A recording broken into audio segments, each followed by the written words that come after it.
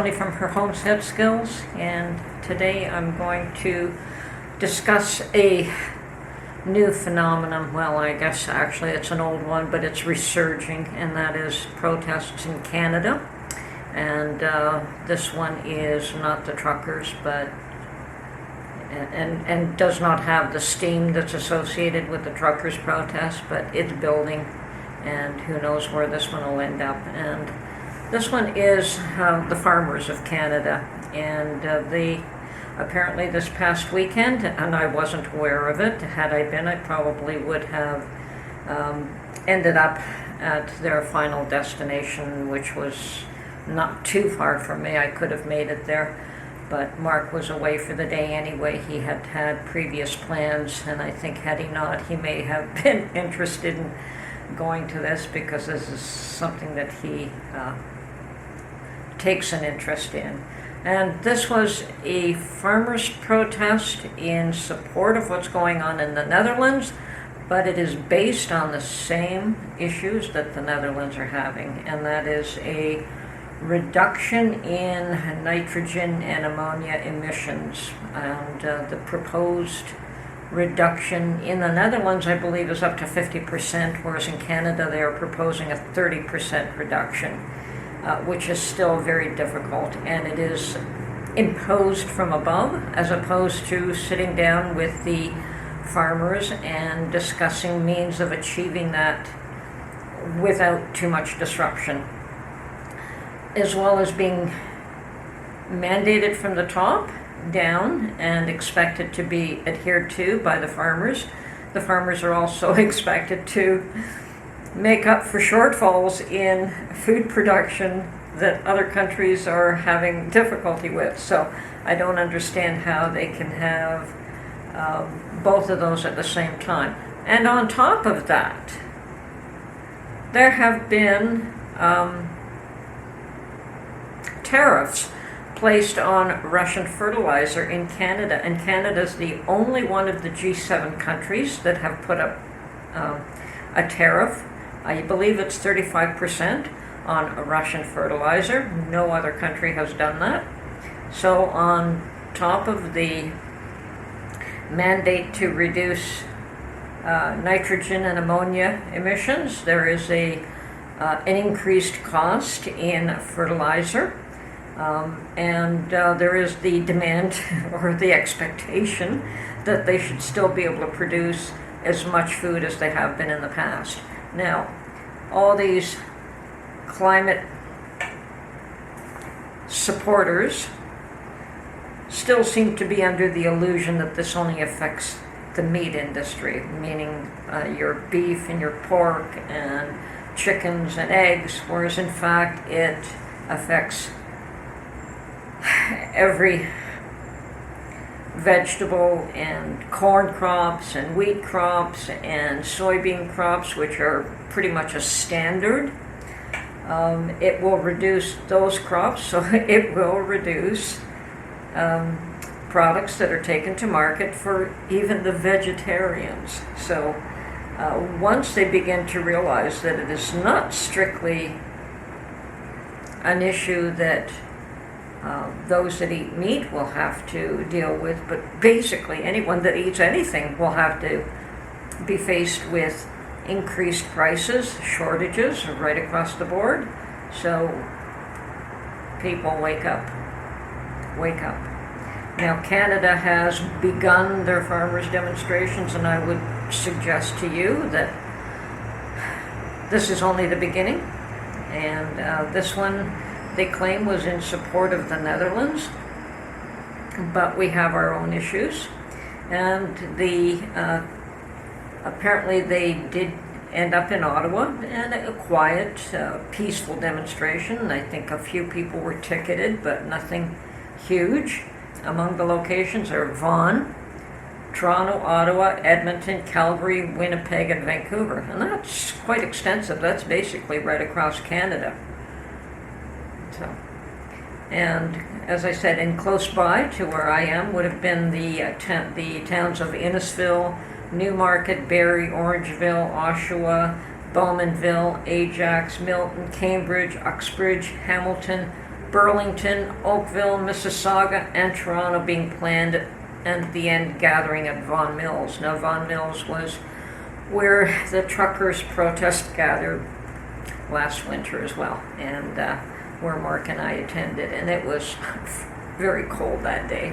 This one would have been a much more comfortable one to attend had I known it was occurring. And I definitely would have gone and taken pictures there, and probably presented more of a in-depth and value-added video in response to it. Now, this protest in the Netherlands has not stopped. It's been going on for weeks, and hopefully they will not end up in the same position as our truckers' protests did. But I venture to guess that what is happening in Canada now will just accelerate, that farmers will not go quietly into that good night and just give up. Unfortunately, the truckers' protest did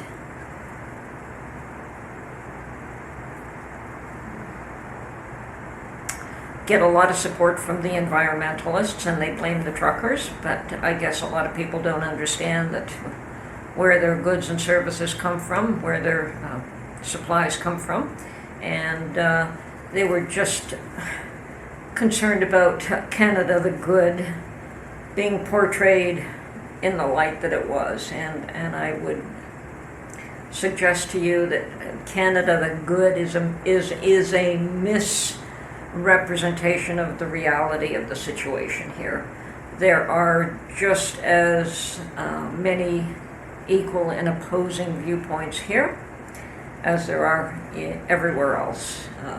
It's not just the U.S., and perhaps we don't have some of the racial issues, but we certainly do have ideological issues, and those that are for something and those that are against something, and we still get thrown the white supremacist label and all these ugly labels when someone doesn't agree with your point of view. I think recently I've been called a dinosaur because I posted that video on Morning from a Farmer. Somebody called me a dinosaur for that video. Interesting comment. Obviously, someone who is a climate change activist and is looking at nothing else. And I would hazard to guess that yes, there are climate issues that perhaps we can do something about. But we're certainly not going to do it by penalizing farmers. In respect, all that does is penalize the least among us, the ones that can least afford the price increases. Anyway, what I'm going to suggest is that these protests in Canada, Europe, the Netherlands, and Lord knows where else are just going to continue. They are not going to settle down, and once people begin to realize that we're all in this together, that everyone will go hungry if the farmers are not included in the discussions and just forced to arbitrarily change their ways. Yeah, I don't think that you're going to see major corporations take over all the land and not farm the way they've always been farming. So what's going on? Do you think that you're going to be able to stop them from adding fertilizer? No. You get more organic growths from the small farmer than what you do from the major companies. So what is this all about anyway? Okay, I personally can only expect that as long as this is the position of the those in power, that food shortages are definitely going to be worse next year than what they are now. And all I can say is, yeah, look after yourself, prepare, put away as much as you can.